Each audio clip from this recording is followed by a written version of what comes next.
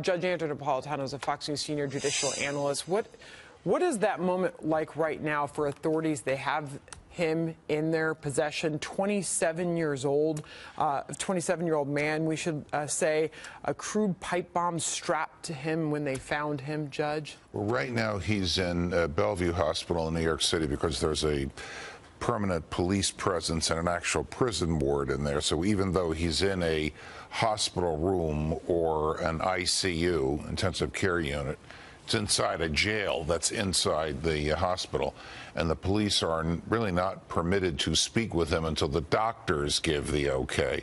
Once the doctors give the okay, meaning he is capable of communicating without further harming himself, he's off sedation, so his words are not influenced by the medications. The pictures we've seen so far, he clearly had some burns. Got some serious burns. It's all self-inflicted. I mean, no one is sorry for him, but right. They are trying to bring him back to health. So how will he be treated? He will be treated as would anybody who committed a crime of violence in New York City, meaning the police will show up and say, hey, I'm so-and-so from such and such a precinct, we want to talk to you. You have a right to remain silent. You have a right to a lawyer. If you can't afford a lawyer, the government will give you one. This won't be a government lawyer. This will really be your lawyer. You don't have to pay for the lawyer. And if you do talk to us and you want to stop at any time, we will stop. That is the basic Miranda warning, which is the law of the land everywhere. We just had Senator Lindsey Graham on. I heard that. I'm smiling because we are longtime friends, but adversaries on this issue. Senator Graham has a lot of experience with military interrogations from his experience as a military lawyer. This man should be treated as an enemy combatant.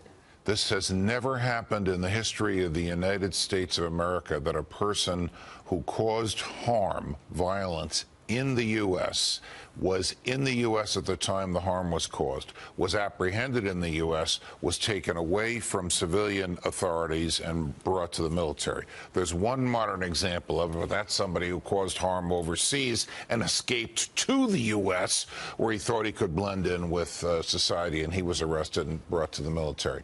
Look, if we begin the slippery slope of saying we hate this person, we fear this person, we believe they were radicalized by foreign forces, we're going to take away their constitutional rights, that is an extremely dangerous step to take. Has it ever happened, by the way, before? No. It has never happened that a person arrested here who committed harm here had their constitutional rights removed, because the Constitution's clear and the courts are clear. Remember, the Constitution wasn't written for nice people or good people. It was written for people in a situation like this. And it can't be because we hate him or fear him or believe he was inspired by a foreign force, which he probably was, that we're going to interfere with his constitutionally protected rights. People are going to say, Judge, was it, though? Because, I mean, here you have a man who tried to inflict as much harm on a great population, right? Massive numbers of people traveling through that passageway where he tried to detonate that bomb. Right. Well, there's no question but that he tried to commit as much harm as he could. But the gravity of the harm doesn't interfere with the constitutional rights, because the Constitution protects everybody. The rights are natural. We don't give them their rights. Our rights come from our humanity. The right to a lawyer is expressly articulated in the Constitution. But I am not surprised that we hear this argument, because there is a myth that Gitmo does it better. That is a myth. It's not reality. In reality, New York City Police, FBI, federal prosecutors in New York do a better job. I've got breaking news. Judge, thanks for coming on. You're welcome.